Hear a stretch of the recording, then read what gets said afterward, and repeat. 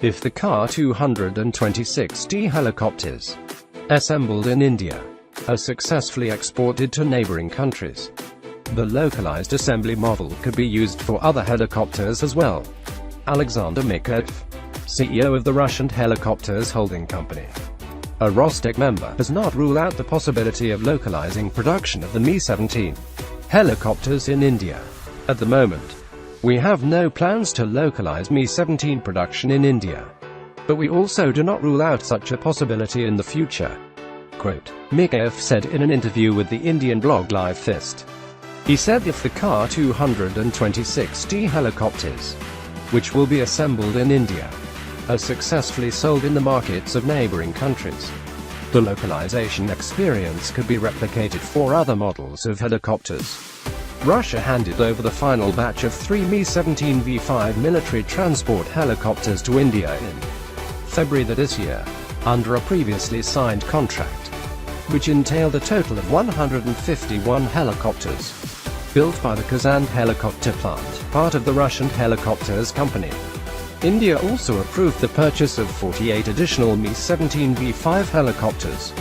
The new helicopters are for use in operations in various sectors, including in the desert and in mountainous terrain. Mi-17 military transport helicopters are among the most popular helicopters in their class. These helicopters were built incorporating a full-spectrum analysis of Russian helicopters' operation in combat situations and conflict zones. It is the universality and high flight capabilities of these helicopters that make them among the world's most popular Russian-made helicopters. The latest Mi-8 military transport helicopter family includes the Mi-17 V5 domestic designation Mi-8 MTV5 made at Kazan Helicopters and the Mi-171SH Mi-8 AMTSH made at Ulan-Ude Aviation Plant. Mi-17 V5, Mi-8 MTV5, and Mi-171SH Mi-8 AMTSH helicopters are designed to transport personnel and for carrying cargo internally or on an external sting. They can be used for search and rescue operations and can also be equipped with weapons. India and Russia formally inked an agreement on October 15, 2016, to create a joint venture to produce Ka-226D helicopters in India. The agreement was part of the outcome of the Russia-India summit in Goa. Signing the JV agreement marked a new stage of cooperation between Russia and India in the helicopter industry, first outlined in the intergovernmental agreement between Moscow and New Delhi in December 2015. The JV will become a pilot project for the Russian-Indian part of the Make in India program.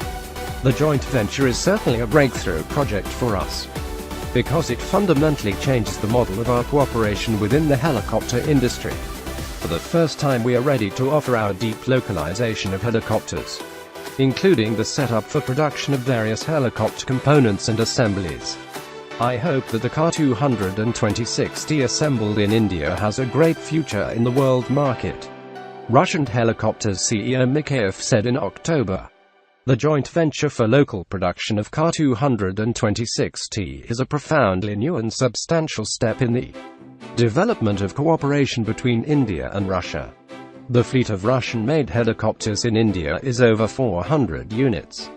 But this is the first of such large-scale complex agreements for delivery and production of new helicopters in the amount of 200 units, which is fully in line with the Make in India initiative, said Sergei Chemezov, Rostec CEO.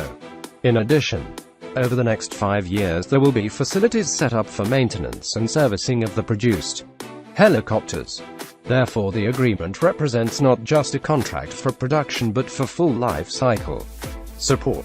Under terms of the intergovernmental agreement, the joint Russian-Indian enterprise created by Russian Helicopters, JSC Rosaboronexport and India's HAL Corporation must arrange the localization of production and supply of 200 light multi-role Ka-226D for 9 years. The first 60 helicopters will be produced in Russia, while production of the remaining 140 helicopters is being planned in India.